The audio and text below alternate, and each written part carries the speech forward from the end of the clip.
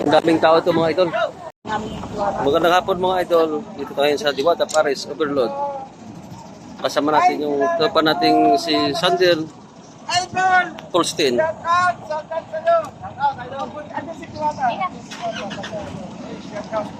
Hindi ano, guys, ito naman kasama na lagi na yung nagpa-prank.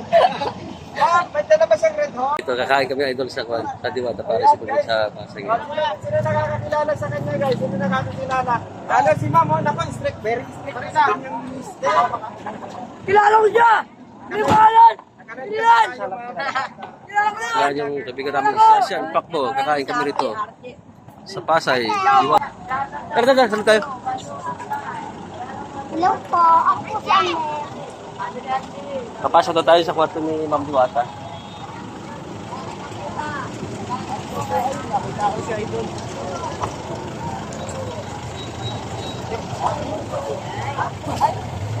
Diwata, hello po. Dito kami papasok kay Ma'am Diwata ngayon. Kasama niyo ba yan sa Oh, sir.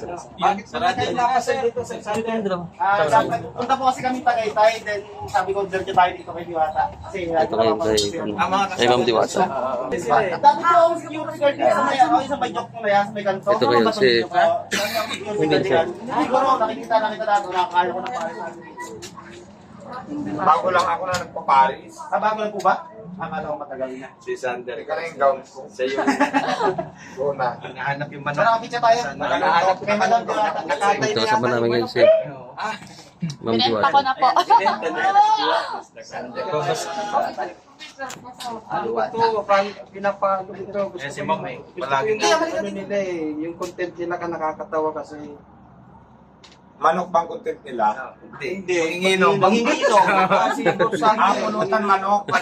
Sorry, hindi ko kasi napanood. Tapos ano, pinaprank niya lagi si Ma'am. Oo. Okay. Pero ang galing na mag-galing, galing. Si Ma'am na nagpa-prank. Hindi pa naman po kami ganun kasigat. Medyo ano pa lang. Ilang milyon na ba yun, sir? Ilang milyon na yung ano mo? 1.9 million. Oh, 1.9 million. Sikat na pala. Diba? Hindi pa na. Ako lang palang hindi nakapanood. Ha? Sila Ma'am. Nanginginig ako na ano kayo, ano kayo. Sa wakas pre, nakita ko na rin si Madam. Si Madam ako natutuwa eh kasi pagka minsan pinaprank din niya si Sir. Sir, sila tayo mga kainuman mo ah. Ah, ito po. Oo, ito yung kaano, no? Baka may gin bulag pa kayo. Ay, salamat naman sir, napasyal kayo.